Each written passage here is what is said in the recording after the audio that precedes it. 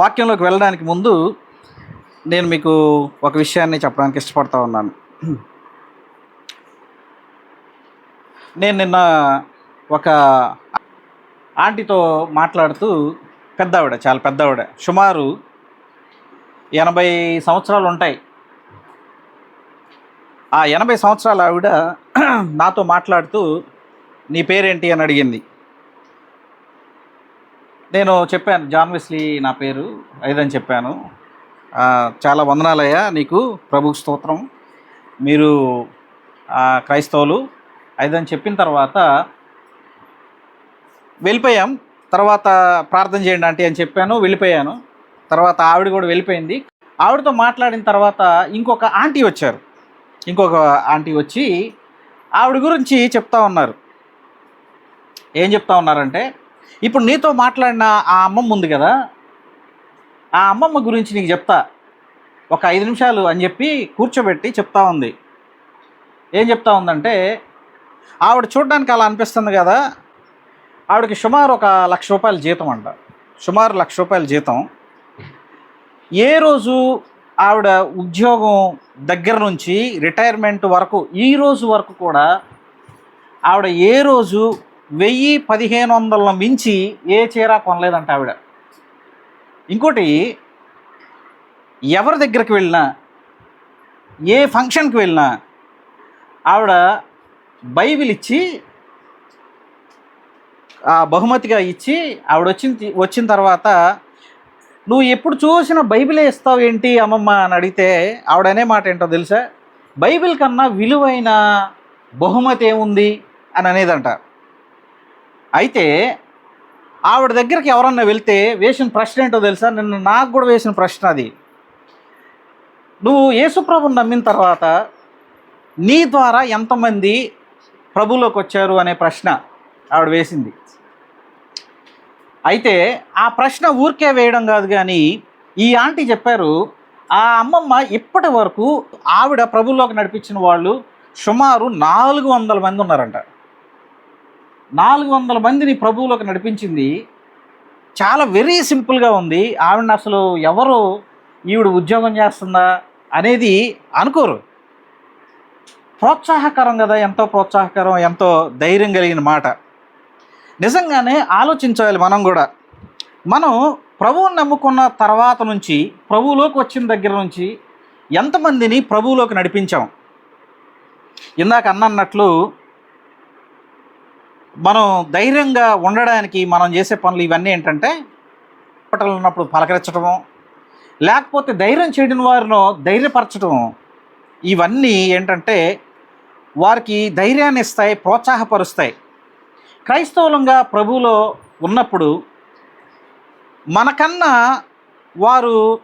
మనతోటి వారు నిరాశ నిస్పృహల్లో ఉన్నప్పుడు, దేవునిలో నెమ్మదిగా లేనప్పుడు, లేకపోతే వారు వెనక్కి సారిపోయినప్పుడు ఎంతమందిని మనం ప్రోత్సహించామన్నది ప్రశ్న. చూడండి, నేను ఈరోజు బైబిల్ గ్రంథం నుంచి నేను ఒక వ్యక్తిని పరిచయం చేయడానికి ఇష్టపడతా ఉన్నాను. ఆ వ్యక్తి జీవితంలో ఆయన ధైర్యపరిచిన, ప్రోత్సహించిన వ్యక్తులు ఉన్నారు. వారు చాలా ఇన్ఫ్లుయెన్షియల్గా పనిచేశారు, చాలా ప్రభావవంతంగా పనిచేయడం మనం చూస్తాం మనం. ఈ రోజున క్రైస్తవులంగా ప్రభువు నమ్మి, ప్రభువులోకి వచ్చి దేవుణ్ణి సొంత రక్షకుడుగా అంగీకరించిన మనం ఎంతమందిని ప్రభువులోకి నడిపించాము, ఎంతమందిని ప్రోత్సాహపరిచాము, కొత్తగా ప్రభువులోకి వచ్చిన వారికి ఎంతవరకు మనం వెనక ధైర్యం ఇస్తున్నాం అనేది మనం ఆలోచించాల్సిన విషయం. చూడండి, మనం అపోస్తుల కార్యాల నుంచి ఒక వచనాన్ని మనం చదువుదాం.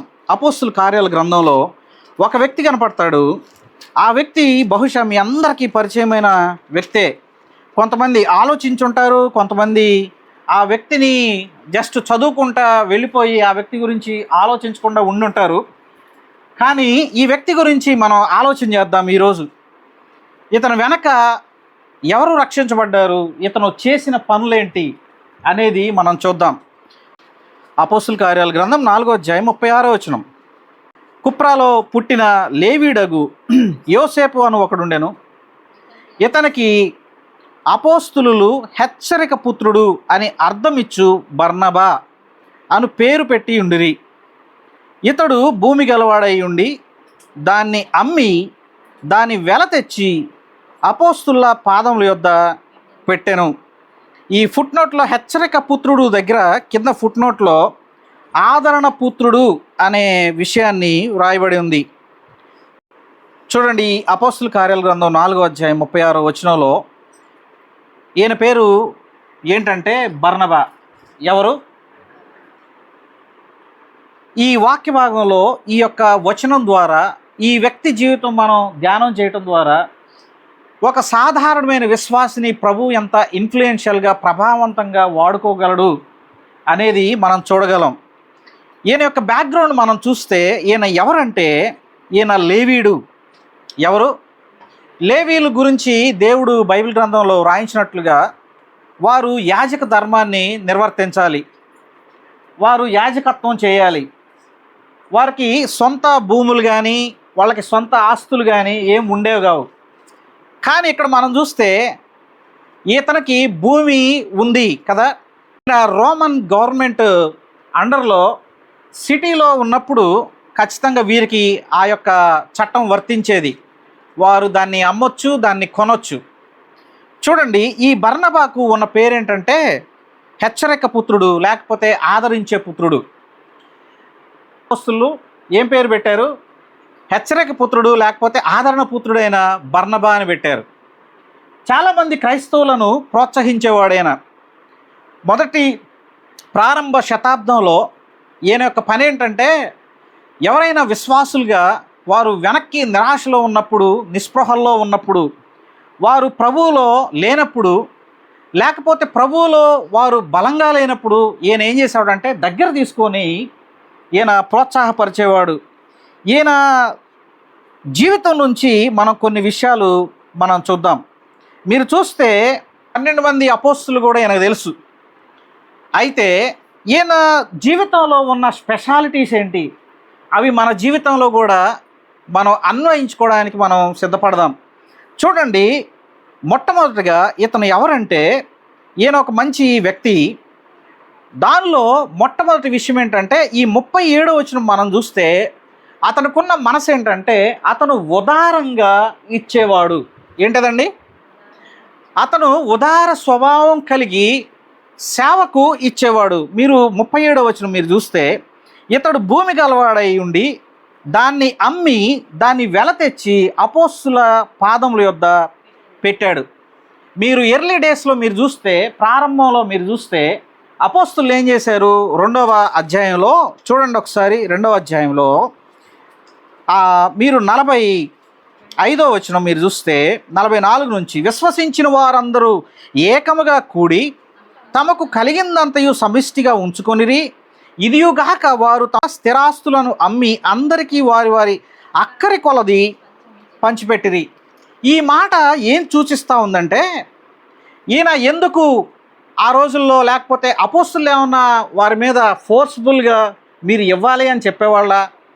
కానీ ఇక్కడ రాయబడింది ఏంటంటే ఈ ఇవ్వడం, ఉదార స్వభావం కలిగి ఉండడం అనేది దేన్ని చూపిస్తూ ఉందంటే ఆరాధనపూర్వకమైన మనసును చూపిస్తూ ఉంది, త్యాగపూరితమైన మనసును చూపిస్తూ ఉంది. ఇంకోటి ఏంటంటే వారు దేవుని మీద ఎంత ప్రేమ గలవాళ్ళో చూపిస్తూ ఉంది. ఈ బర్నబాలో ఉన్న 3 విషయాలు ఏంటో తెలుసా?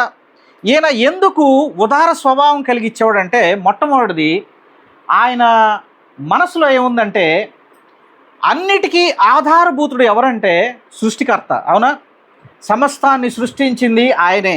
1000 కొండల మీద పశువులు ఆయనవే. ప్రతిదీ ఆయన సృష్టించాడు. అసలు మూలం, రూట్ కాజ్ ఆయన అయినప్పుడు నాకు ఎక్కడి నుంచి రావాలి? దేవుని దగ్గర నుంచే రావాలి. కాబట్టి ఆ రోజుల్లో అపోస్తుల యొక్క సంఘం యొక్క అవసరాలను చూసి సంఘాన్ని ప్రోత్సహించడానికి మొట్టమొదటి స్టెప్ తీసుకున్న వ్యక్తి ఎవరంటే ఈ బర్నబా. చూడండి, ఈ రోజుల్లో దేవుణ్ణి నమ్మిన బిడ్డలంగా, దేవుణ్ణి విశ్వసించిన వారంగా మన యొక్క లైఫ్లో ఇది నమ్మితే, దేవుణ్ణి నమ్మగలిగితే, దేవుని మీద ప్రేమను చూపించగలిగితే పరిచర్య ఎక్కడ ఆగదు. చూడండి, అపోస్తులకి ప్రోత్సాహకరంగా ఉండడానికి అదే. కరువు రోజుల్లో కూడా వాళ్ళు ఏం చేశారంటే సంఘాన్ని బలపరచడానికి ప్రతి ఒక్కళ్ళు ఏం చేసేవాళ్ళు అంటే ఇచ్చేవాళ్ళు. కానీ ఏం తీసుకున్న స్టెప్ ఏంటో తెలుసా? ఈయన తన భూమిని అమ్మి తీసుకొచ్చి ఎక్కడ పెట్టాడు? అపోస్తుల పాదాల దగ్గర పెట్టాడు. ఈయన సాక్రిఫిషియల్ లవ్ చేశాడు, త్యాగపూరితమైన ప్రేమను చూపించాడు. దేని మీద? సంఘం మీద. సంఘానికి నమ్మకంగా క్రమంగా వచ్చే వ్యక్తి జీవితంలో ఉండాల్సిన మొట్టమొదటి లక్షణం ఏంటంటే ఈ బర్నబాలో ఉన్న లక్షణం. త్యాగపూరితంగా ఇవ్వడం, ఉదార స్వభావంగా ఇవ్వడం, సంఘాన్ని ప్రోత్సహించడం, దేవుని పరిచర్యను ముందుకు తీసుకెళ్లడంలో ఇది మనకు కనిపించే మొట్టమొదటి విషయం. చూడండి, ఇంకా మీరు చూస్తే ఈ యొక్క బర్నబా దేవుణ్ణి నమ్మిన వ్యక్తి కదా, దేవుడే అన్నిటికీ ఆధారభూతుడు అనే వ్యక్తి కదా. చూడండి, మీరు చూస్తే సామెతల గ్రంథం 3వ అధ్యాయము 9వ వచనంలో ఒక మాట రాయబడింది, చూసారా? సామెతల గ్రంథం 3వ అధ్యాయము 9వ వచనం. ఇక్కడ ఒక మాట రాయబడింది, ఏంటో తెలుసా? చదవండి ఒకసారి. నీ రాబడి అంతటిలో, దానికన్నా ముందు మొట్టమొదటిది ఏంటంటే 7వ వచనం చదువుదాం. నేను జ్ఞాని కదా అని నీవు అనుకొనవద్దు, యెహోవా యందు భయభక్తులు కలిగి చెడుతనము విడిచిపెట్టుము, అప్పుడు నీ దేహమునకు ఆరోగ్యము, నీ ఎముకలకు సత్వయు కలుగును. మొట్టమొదటిది ఏంటంటే దేవుని యందు భయభక్తులు కలగడం. తర్వాత ఏమంటున్నాడో తెలుసా? 9వ వచనం, నీ రాబడి అంతట్లో ప్రథమ ఫలమును, నీ ఆస్తిలో భాగమును ఇచ్చి యెహోవాను గణపరచుము, అప్పుడు నీ కొట్లలో ధాన్యము సమృద్ధిగా ఉండును, నీ గానుగల్లో నుండి క్రొత్త ద్రాక్షారసము పైకి పొర్లిపారును. ఈ మధ్య ఒకసారి ఒక అక్క నా దగ్గరికి వచ్చింది. వచ్చి ఏం చెప్తుందంటే, అయ్యా మేము లోన్ తీసుకున్నాము, ఇల్లు రిపేర్ చేయించుకోవడానికి తీసుకున్నాము, ఒక్క రోజులో 6 లక్షలు అయిపోయినాయి అంట. ఏంటంట? నేను చెప్పింది ఏంటో తెలుసా? మీరు ఏదైనా అనుకోండి, కానీ ఈ మాట చెప్పడానికి ధైర్యం చేస్తూ ఉన్నాను. నీ దగ్గర ఉన్నది ఏదైనా సరే దేవుని చేతిలోకి వెళ్ళనప్పుడు అది ఖచ్చితంగా మన చేతిలో ఉండదు. మీకు అర్థమైందా? మన దగ్గర ఉన్నది ఏదైనా సరే, దేవుడు మనకిచ్చింది ఏదైనా సరే దేవుని చేతిలో మనం పెట్టనప్పుడు, దేవుని చేతిలోకి వెళ్ళనప్పుడు, పరిచర్యలో ఉపయోగించబడినప్పుడు అది ఏదైనా సరే అది నష్టంగానే మనకు కనబడతా ఉంటుంది. ఈయన చేసిన మొట్టమొదటి విషయం ఏంటంటే, మాదిరి చూపించింది ఏంటంటే ఉదారంగా ఇవ్వడం. దేనికి? పరిచర్యలో ప్రోత్సహించబడడానికి, ప్రోత్సాహంగా చూపించడానికి, ఇతరులకు మాదిరిగా ఉండడానికి, ధైర్యాన్ని ఇవ్వడానికి. ఆ రోజు సంఘము నిరుపేద స్థితిలో ఉన్నప్పుడు, కరువులో ఉన్నప్పుడు సంఘాన్ని ప్రోత్సహించినటువంటి వ్యక్తి ఆస్తి గలవాడు గనక ఈ రోజులో కూడా అట్లాంటి స్టెప్ మనం తీసుకోవాలి ఖచ్చితంగా. అట్లాంటి మున్నడుగు మనం వేయాలి.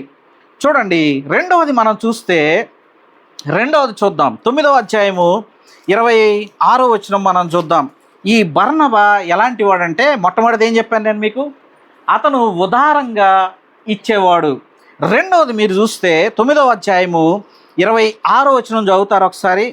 అతడు యెరూషలేములోనికి వచ్చి శిష్యులతో కలుసుకొనుటకు యత్నము చేసెను గాని అతడు శిష్యుడని నమ్మక అందరును భయపడిరి. అయితే బర్నబా అతన్ని దగ్గర తీసి అపోస్తుల యొద్దకు తోడుకొని వచ్చి అతడు త్రోవలో ప్రభువుని చూచెననియు, ప్రభు అతనితో మాట్లాడిననియు, అతడు దమస్కులో యేసు నామమును బట్టి ధైర్యంగా బోధించిననియు వారికి వివరముగా తెలియపరిచెను. రెండవది ఏంటో తెలుసా? బర్నబా ఒక ధైర్యవంతుడైన న్యాయవాది అని అంటాను నేను. ఏంటది? ధైర్యంగా వాదించినటువంటి న్యాయవాది. న్యాయవాది లక్షణం చెప్తారా మీరు? లాయర్ లక్షణం ఏంటండి? ఏం చేస్తాడు లాయర్? వాదిస్తాడు. న్యాయం ఇచ్చేది, న్యాయ తీర్పు ఇచ్చేది ఎవరంటే జడ్జి, అవునా? కానీ లాయర్ లక్షణం ఏంటంటే వాదిస్తాడు. ఈ సందర్భం ఏంటంటే పౌలు క్రొత్తగా రక్షించబడిన దినాలు, అవునా? క్రొత్తగా రక్షించబడిన దినాల్లో ఆ రోజుల్లో శ్రమలు ఎంత భయంకరంగా ఉండేయంటే, ఈరోజు మనం ఇక్కడ చక్కగా ఫ్యాన్ల కింద, లైట్ల కింద మనం ఆరాధన చేస్తున్నాం కదా, నీడ కింద. ఆ రోజుల్లో సంఘం కూడుకుంటే సౌలు ఏం చేసేవాడు తెలుసా? పౌలు అవ్వకముందు తీసుకెళ్ళి చంపేసేవాడు. ఎక్కడ? గవర్నమెంట్ నుంచి ఆయన ఆర్డర్స్ తెచ్చుకొని సంఘాన్ని హింసించటమే ఆయన పని. కానీ అద్భుతంగా ప్రభు పట్టుకున్నాడు, అవునా? పట్టుకున్నాడు. అయితే ఏం చేశారంటే సంఘస్థులు ఈయన్ని నమ్మట్లా. ఎవరిని? పౌలుని నమ్మట్లా. అరే దమస్కు వస్తున్నాడు కదా, బయలుదేరాడు కదా, ఆయన ఆర్డర్స్ తీసుకొని వస్తున్నాడు కదా, నిజమా లేకపోతే నటన అనేది సంఘస్థుల్లో ఉన్నటువంటి ఆలోచన. ఎందుకంటే అంత భయంకరంగా వాళ్ళు శ్రమలను ఫేస్ చేశారు. నిజంగా ఈరోజు ఉన్న పరిస్థితులను బట్టి మనం ప్రభువుని స్తుతించాలి. చూడండి, అయితే ఈ పౌలును ఎవరూ నమ్మలేదు. కానీ బర్నబా ఏం చేశాడు తెలుసా? అతన్ని దగ్గర తీశాడు. చూడండి ఒకసారి మీరు, అతన్ని ఎవరో శిష్యుడని నమ్మలేదు పౌల్ని. ఎందుకంటే మీరు కూడా ఆ రోజుల్లో ఒక యూదులుగా ఉంటే మీరు కూడా ఆ శ్రమ ఎంత భయంకరంగా ఉండేదో ఆలోచన మీకు వస్తుంది. కానీ ఇక్కడ వాళ్ళు నమ్మకపోవడానికి కూడా రీజన్ ఏంటంటే అదే లెవెల్లో సౌలు హింసించాడు. కానీ బర్నబా ఏం చేశాడో తెలుసా? బర్నబా ఆయన దగ్గర తీశాడు. బర్నబా యొక్క లోపల థాట్ ఏంటంటే, ఆలోచన ఇలా అయి ఉండొచ్చు. ఏంటో తెలుసా?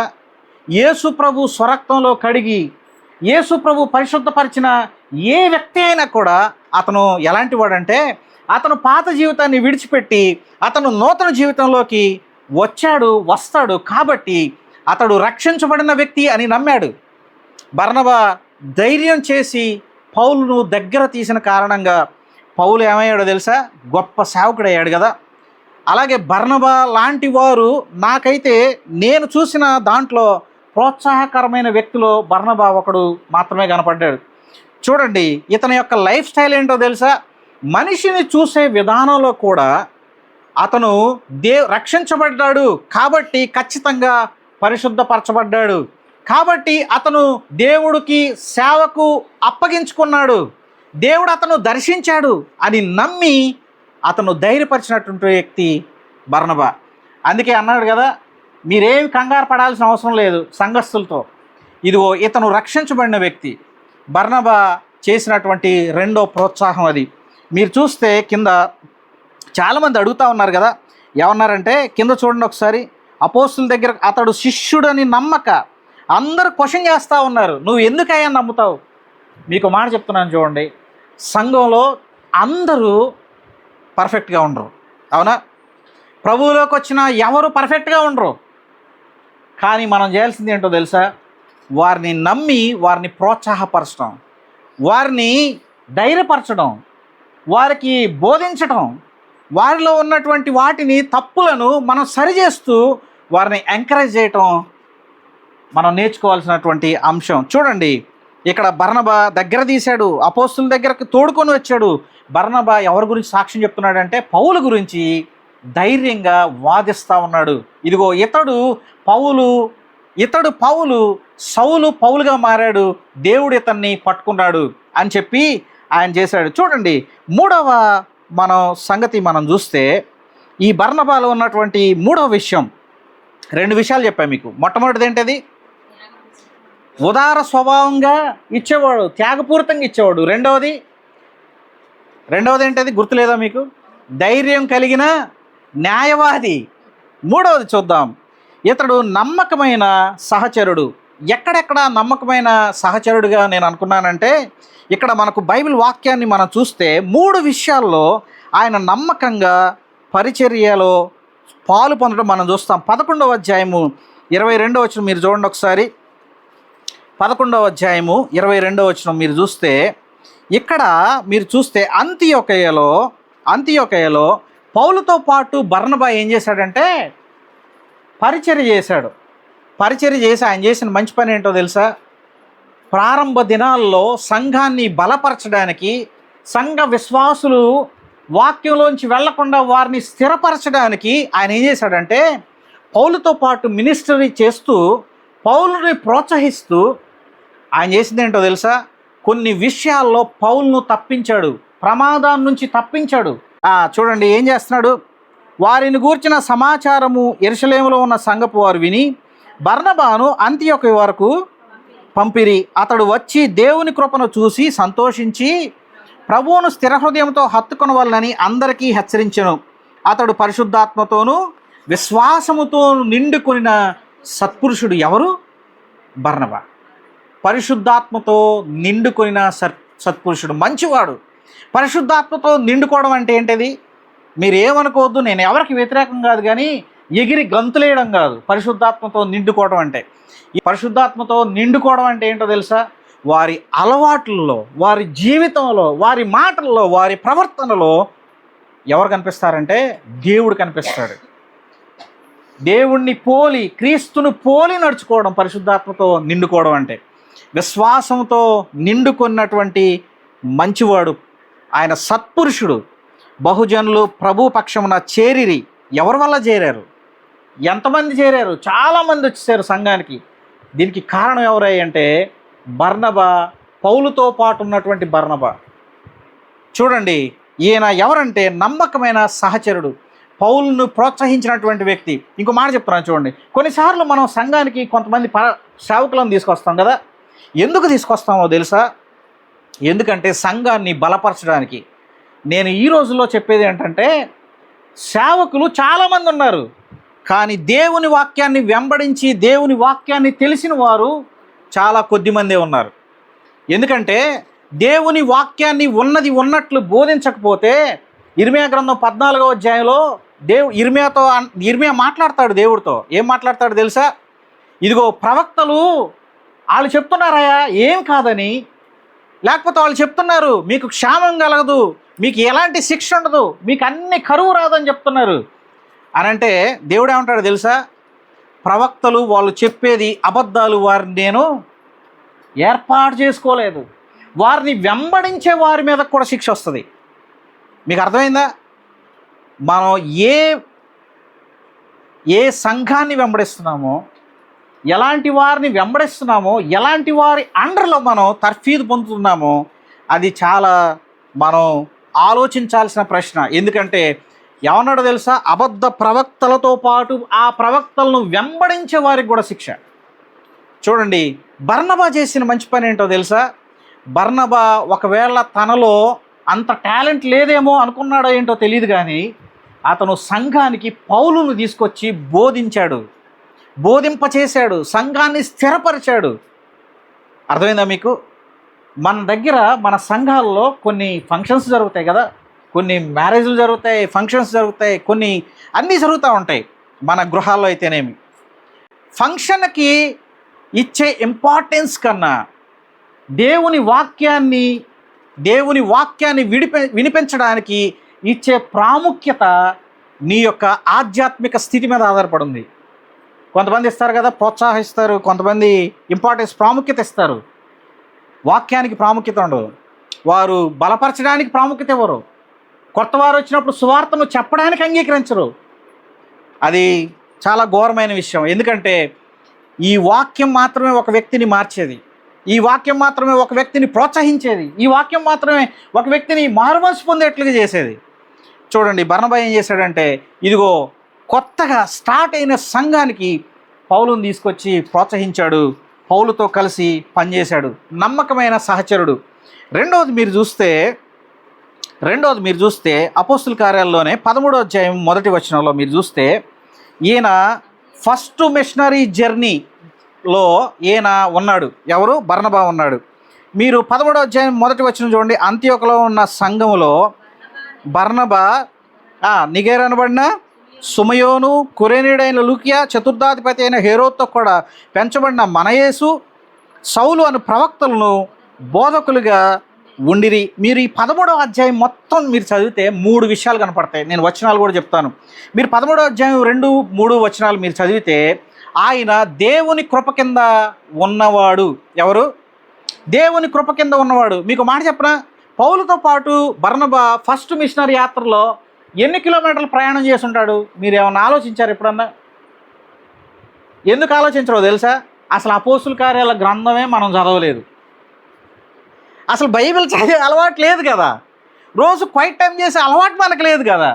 ఇంక ఎలా తెలుస్తాయి ఈ వ్యక్తుల గురించి, ఈ వ్యక్తుల క్యారెక్టర్ గురించి ఎట్లా తెలుస్తుంది మనకు? ఎలా ప్రోత్సహించబడతాం మనం? చూడండి, ఈయన దేవుని కృప కింద ఉన్నవాడు. ఈయన ఎన్ని మైళ్ళు ప్రయాణం చేశాడో తెలుసా? 800 మైళ్ళు ప్రయాణం చేశాడు. ఎవరితో పాటు? బండి మీద కాదు, లేకపోతే కారులో కాదు ప్రయాణం చేసింది, నడుచుకుంటూ వెళ్ళి ప్రయాణం చేశారు.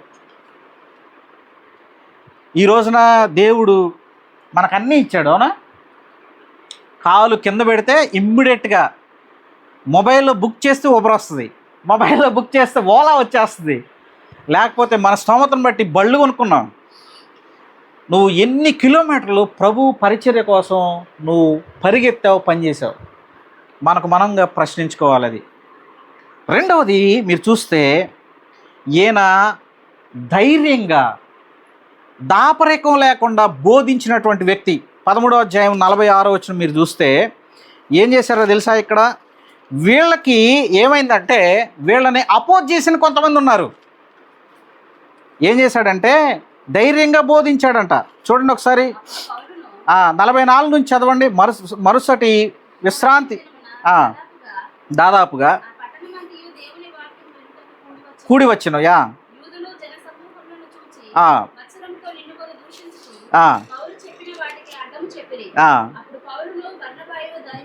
ఏం చేశారంట? ధైర్యంగా బోధించారు. ఎవరికి బోధించింది? యూదులకి అన్నీ తెలుసు కదా, ధర్మశాస్త్రం తెలుసు, అన్నీ తెలుసు. ఎవరికి బోధించారు? ధైర్యంగా వాళ్ళకే, యూదులకే బోధించారు ధైర్యంగా. ఈయన మనకేం నేర్పిస్తున్నాడో తెలుసా? ఏ పరిస్థితిలో ఉన్నా, ఎలాంటి వాడివైనా, ఏ పరిస్థితిలో అయినా దేవుని వాక్యాన్ని ధైర్యంగా పంచుకోవడం. ఈ బర్నబా మనకు నేర్పించేది అదే. అతను ధైర్యంగా దాపరికం లేకుండా వాక్యాన్ని బోధించినటువంటి వ్యక్తి పౌలుతో పాటు. మూడవది మీరు చూస్తే ఈయన కూడా శ్రమలను ఎదుర్కొన్నటువంటి వ్యక్తి. ఎవరు? ఈ బర్నబా. చూడండి మీరు కింద వచనాలు చూస్తే 50వ వచనం మీరు చూడండి. యూదులు భక్తి మర్యాదలు గల స్త్రీలను, ఆ పట్టణపు ప్రముఖులను రేపి పౌలునకును బర్నబాకును ఏం చేశారంట? అంటే ఈయన కూడా హింసను ఎదుర్కొన్న వ్యక్తి. ఈయన ఏం చెప్తున్నాడో తెలుసా? ఎంత హింస అయినా కానీ, ఎవరు అపోజ్ చేసినా కానీ నిలబడడమే చాలా ప్రాముఖ్యమైనది. ప్రభువులో నిలబడడమే చాలా ప్రాముఖ్యమైన వ్యక్తి, ప్రాముఖ్యమైన సంగతి. దేవుల్లో నిలబడడం, దేవుణ్ణి వెంబడించడం, విశ్వాసం కలిగి దేవునితో నడవడం క్రైస్తవ జీవితంలో అత్యంత ప్రాముఖ్యమైన సంగతి. మూడవది మనం చూస్తే యెరూషలేము సభలో కూడా ఒక అపోజిషన్ వచ్చింది ఈయనకి. చూడండి అపోస్తుల కార్యాల గ్రంథం 15వ అధ్యాయం. ఆ 15వ అధ్యాయం మొత్తం మీరు చదివారనుకోండి, ఏం కనపడుతుందంటే 15వ అధ్యాయం మొదటి వచనంలో ఉంది. చూడండి ఒకసారి. ఏంటంటే యోదయ నుంచి వచ్చి, ఇది యెరూషలేము సభలో జరుగుతుంది, యెరూషలేము పట్టణంలో జరిగేది. ఇదిగో మీరు యోదయ నుంచి వచ్చారు, మీకు సున్నతి లేదు, కాబట్టి మీరేం చేస్తున్నారంటే ధర్మశాస్త్రాన్ని పాటించట్లేదు, మీరు సున్నతి పొందితేనే. చూడండి ఒకసారి. యోదయ నుంచి వచ్చి మీరు మోషే నియమించిన ఆచారము చొప్పున సున్నతి పొందితేనే కానీ. చూసారా ఏం మాట్లాడుతున్నారో వీళ్ళు? కానీ ఇక్కడ ప్రాబ్లం సాల్వ్ చేసింది ఎవరో తెలుసా? ఈ ప్రాబ్లం సాల్వ్ చేసిన వెనక ఈ అబద్ధ బోధను ఖండించినటువంటి వ్యక్తిగా బర్నబా ఉన్నాడు. రక్షణ ఎలా వస్తుందో చెప్పండి మీరు? వినుట వలన విశ్వాసం కలుగుద్ది కదా. ఎట్లా పడ్డాం మనం? ఎలా రక్షించబడ్డాం? మీరు కృపచేతనే కదా రక్షించబడింది, దేవుని కృప వల్లనే కదా మనం రక్షించబడ్డాం. వీళ్ళు ఏమంటారంటే సున్నతి లేకపోతే రక్షణ లేదంటారు. ఎవరు? ఈ యెరూషలేములో ఉన్నటువంటి భక్తి గల యూదులు. మళ్ళీ ఈ రోజున లేవా అబద్ధ బోధలు? లేవా ఈ రోజున? దొంగ బోధకులు లేరా? ఉన్నారు ఖచ్చితంగా. కానీ వాక్యం ఏం చెప్తుంది? బర్నబా ఏం చేశాడంటే సున్నతి ద్వారా రక్షణ కాదు, సున్నతి ద్వారా రక్షణ కాదు, ప్రభు అయిన యేసుక్రీస్తు నందు విశ్వాసం ఉంచడం ద్వారా రక్షణ. ఆయన కృపచేతన మీరు రక్షించబడ్డారు. మీరు 15వ అధ్యాయం మొత్తం మీరు తర్వాత ఇంటికి వెళ్ళాక మీరు చదువుకోండి. బర్నబా సాల్వ్ చేశాడు. నేను మిమ్మల్ని ప్రోత్సహించే మాట ఏంటో తెలుసా? మీ జీవితాల్లో కూడా ఇలాంటి అబద్ధ బోధనలు, అబద్ధ సంఘటనలు వస్తాయి. మీరేం చేయాలంటే ప్రభు కోసం ధైర్యంగా నిలబడాలి, విశ్వాసంలో ధైర్యంగా ముందుకు సాగాలి. బర్నబా ఒక ప్రోత్సాహకరమైన వ్యక్తి. ఇంకోటి ఏంటో తెలుసా? ఈ లోకంలో ప్రభు మనకి ఇచ్చిన పేరేంటో తెలుసా? మీరు లోకానికి ఉప్పై ఉన్నారు, సాల్ట్. లోకానికి వెలుగై ఉన్నారు. చీకట్లో నడిచేవాడికి వెలుగు చూపించేది ఎవరంటే మనమే. రక్షించబడిన వాడికి వెలుగు చూపించేది ఎవరంటే మనమే. ఇదిగో అబద్ధ బోధలో ప్రయాణిస్తున్న వాడికి వెలుగు చూపించేది మనమే. విశ్వాసం ఎలాంటిదో తెలుసా? విశ్వాసం అంట టార్చ్ లైట్ లాంటిది కాదంట. టార్చ్ లైట్ వేస్తే కొంచెం దూరం కనపడుతుంది చూసారా, చాలా దూరం కనపడుతుంది, వెలుతురుగా, బాగా వెలుతురుగా కనపడుతుంది. కానీ విశ్వాసం అలాంటిది కాదు. విశ్వాసము చిన్న దీపం లాంటిదంట. ఒక అడుగు తర్వాత ఇంకొక అడుగు వేయడానికి నీకు సహాయపడుద్దంట విశ్వాసం. ఆ విశ్వాసం నిజమైన విశ్వాసం అయితే నువ్వు ప్రభువునే విశ్వసిస్తావు, ప్రభువునే వెంబడిస్తావు, ప్రభువునే నమ్ముతావు. చూడండి, అయితే ఏమైందంటే ఇక్కడ ఇంకొక విషయాన్ని జ్ఞాపకం చేసుకుందాం. ఏంటంటే బర్నబా యొక్క ఫెయిల్యూర్ మనం చూస్తాం. ఇక్కడ పౌలు రాస్తాడు, గలతీయులకు రాసిన పత్రిక మీరు చదవండి, 2వ అధ్యాయము, గలతీయులకు రాసిన పత్రికలో 2వ అధ్యాయము మీరు చూస్తే 11 నుంచి మీరు 13 వచనాలు మీరు చూస్తే ఏం జరిగిందంటే, ఇక్కడ పేతురు బర్నబాలు ఏం చేస్తున్నారంటే భోజనం చేస్తున్నారు. చదువుతారా? అయితే కేఫా అంతియోకియకు వచ్చినప్పుడు అపరాధిగా తీర్చబడిను. ఈ ప్రశ్న ఒకసారి ఒక సహోదరిని అడిగా. ఏమడిగాను తెలుసా? పేతురు రెండోసారి తప్పు చేసింది ఎక్కడా అని. రెండోసారి తప్పు చేసింది ఎక్కడ అంటే, ఏమో అన్నా అన్నారు, తెలియదన్నా, గుర్తు రావట్లేదన్నా అన్నారు. కానీ గలతీయులకు రాసిన పత్రికలోనే పేతురు చూడండి ఒకసారి మీరు, పేతురు జీవితంలో తప్పులు ఉన్నాయి. రిపెంటెన్స్ అయిన తర్వాత కూడా పేతురు ఏం చేశాడు తెలుసా? ఏం చేశాడు? కపటంతో ఏమైంది? భోజనం చేస్తూ ఉన్నాడు, యూదులతో కలిసి భోజనం చేస్తూ ఉన్నాడు పేతురు. బర్నబా కూడా భోజనం చేశాడు. పౌలు ఫెయిల్యూర్గా రాశాడు. కానీ ఒక ఆయన ఏమన్నాడో తెలుసా? ఏమన్నాడంటే, బర్నబా అంట హిపోక్రసీని యాక్సెప్ట్ చేయలేదంట. హిపోక్రసీని యాక్సెప్ట్ చేయలేదంట. బర్నబా ఏం చేశాడో తెలుసా? అందరూ కృప ద్వారా రక్షించబడ్డారు, వారిని కూడా ఆయన విశ్వాసంలో ప్రోత్సహించడానికి వీరితో కలిసి భోజనం చేశాడంట. కానీ ఒక విధంగా చెప్పాలంటే పౌలు రాశాడు కదా, ప్రతి వ్యక్తి జీవితంలో ఫెయిల్యూర్ ఎలా ఉందో బర్నబా జీవితంలో కూడా ఫెయిల్యూర్ ఉంది. కానీ బర్నబా ఎలాంటి వాడంటే, ఆయన జీవితంలో ఒకే ఒక్క తప్పు జరిగింది ఇక్కడే, కానీ మిగతా విషయాలన్నీ ప్రోత్సాహకరంగా, ధైర్యంగా ఆయన చేసినటువంటి వ్యక్తి. చూడండి, ఐదవది మనం చూస్తే ఈయన ఎవరంటే, ఈయన కృపగల నాయకుడు. ఎవరు? ఈయన కృపగల నాయకుడు, ప్రోత్సహించిన నాయకుడు. మీరు చూడండి ఒకసారి అపోస్తుల కార్యాల గ్రంథం 15వ అధ్యాయము 36, 37 వచనాలు మనం చూస్తే, తమ్మును విడిచిన వారిని వెంట పెట్టుకొని పోవట యుక్తం కాదని తలంచెను. వారిలో తీవ్రమైన వాదము కలిగినందున వారు ఒకడు విడిచి వేరైపోయి. బర్నబా ఎవరిని వెంట పెట్టుకుని వెళ్ళాడు తెలుసా? ఈ సెకండ్ మిషనరీ జర్నీలో మార్క్ ఏం చేశాడంటే, యోహాన్ అనే మార్క్ ఏం చేశాడంటే పౌలుతో రాలేదు. ఆయన ఏం చేశాడంటే హ్యాండ్ ఇచ్చాడు. ఒక విధంగా చెప్పాలంటే, మన భాషలో చెప్పాలంటే ఏం చేశాడు? వస్తానని చెప్పి రాకపోవడం అనమాట, హ్యాండ్ ఇవ్వడం అంటారు కదా, అది చేశాడు. ఫస్ట్ మిషనరీ జర్నీలో ఉన్నాడు. వెంటనే పౌలు ఏం చేశాడో తెలుసా? ఇదిగో ఇది మేము వెళ్ళే ప్రయాణం చాలా ప్రాముఖ్యమైంది కాబట్టి ప్రక్కన పెట్టేశాడు. బర్నబా ఏం చేశాడో తెలుసా? బర్నబాకి ఏం తెలుసు అంటే, దేవుని యొక్క మనసేంటో తెలుసు బర్నబాకి. అంటే పౌలుకు తెలియదని కాదు నా ఉద్దేశం, నేను ఇక్కడ బర్నబా గురించి చెప్తున్నాను కాబట్టి. దేవుని మనసేంటో తెలుసు. దేవుని మనసేంటో తెలుసా? దేవుడు అల్పులైన వారిని ఎన్నుకున్నాడు. దేవుడు అల్పులైన వారి పక్షాన ఉంటాడు. ఇంకోటి ఏంటంటే, లోకంలో ధనవంతులను సిగ్గుపరచడానికి దేవుడు భూమి మీద ఎవరిని ఎన్నుకున్నాడు? దరిద్రులను ఎన్నుకున్నాడు. చూడండి, ఈ మార్కు రాలేకపోవచ్చు, కానీ బర్నబా ఏం చేశాడంటే మార్కును వెంట పెట్టుకొని వెళ్ళాడు. ఒక ఆయన అన్నాడు, పౌలు అంట వర్క్ మీద ఫోకస్ చేశాడంట, కానీ బర్నబా వర్కర్ మీద ఫోకస్ చేశాడంట. మీకు అర్థమైందా? ఈయన గ్రేషియస్ మెంటర్ కూడా, ఈయన అండర్లో ప్రోత్సహించబడిన వ్యక్తిగా పౌలు ఎన్ని పత్రికలు రాశాడు? 13 పత్రికలు మనం తీసుకుంటే ఎవరు కింద ఈయన ప్రోత్సహించబడ్డాడు? బర్నబా కింద ప్రోత్సహించబడ్డాడు. తర్వాత 15 సంవత్సరాల తర్వాత మళ్ళా పౌలు తిమోతికి రాస్తూ తిమోతి పత్రికలో నువ్వు వచ్చేటప్పుడు మార్కును వెంట పెట్టుకుని రా అని మాట్లాడతాడు. ఈ మధ్యలో ఏం జరిగి ఉంటుంది ఈ 15 సంవత్సరాల గ్యాప్లో? మీరు ఆలోచించారా ఎప్పుడన్నా? పౌలు తీసి ప్రక్కన పడేసినటువంటి వ్యక్తి బర్నబా ఏం చేశాడంటే దగ్గర తీసుకున్నాడు. బర్నబా ప్రోత్సహించాడు. బర్నబా తన రెక్కల కింద మార్కును తీసుకున్నాడు. అల్పుడే, లోపాలు ఉండొచ్చు, కానీ దగ్గర తీసుకొని ప్రోత్సహించాడు, ఇన్వెస్ట్ చేశాడు. నేను మిమ్మల్ని అడుగుతున్న ఒక ప్రశ్న, మీరు జాగ్రత్తగా వినండి. మీ జీవితంలో మీరు ఎవరినైనా ప్రోత్సహించడానికి, సంఘంలో ఎవరైనా ఆశ లేని వారిని ప్రోత్సహించడానికి మీరు ఎంత ఇన్వెస్ట్ చేశారు?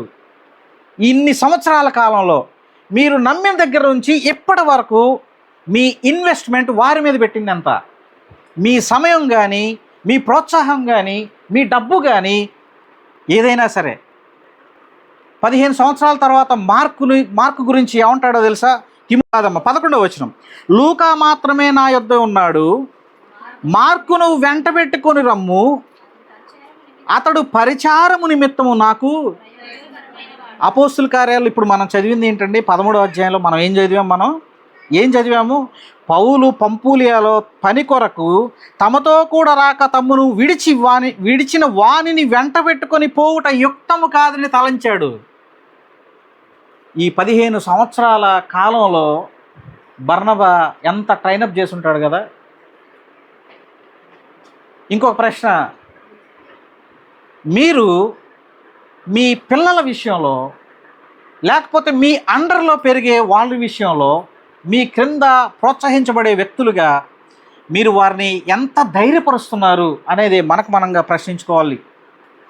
ఈ బర్నబా గురించి ఎందుకు చెప్పానంటే, దేవుడు ఒక సాధారణమైన వ్యక్తిని ఎంత ఇన్ఫ్లుయెన్షియల్గా, ప్రభావవంతంగా వాడుకుంటాడో దేవుడు తన గ్రంథంలో రాయించాడు. ఇతను సాధారణమైన వ్యక్తి. ఇతను గురించి మనం ప్రసంగాలు మాట్లాడినట్టు చూడం. కొంచెం ఒక 5-6 ప్రసంగాలు చేసి ఉంటాడేమో బహుశా. కానీ ఇతని జీవితం ఎవరిని బలపరిచిందో తెలుసా? సంఘాన్ని బలపరిచింది. అత్యంత విలువైన పౌలును తయారు చేసింది. అత్యంత విలువైన మార్కును, వెనక్కి వెళ్ళిపోయిన మార్కును ఏం జరిగిందో తెలుసా?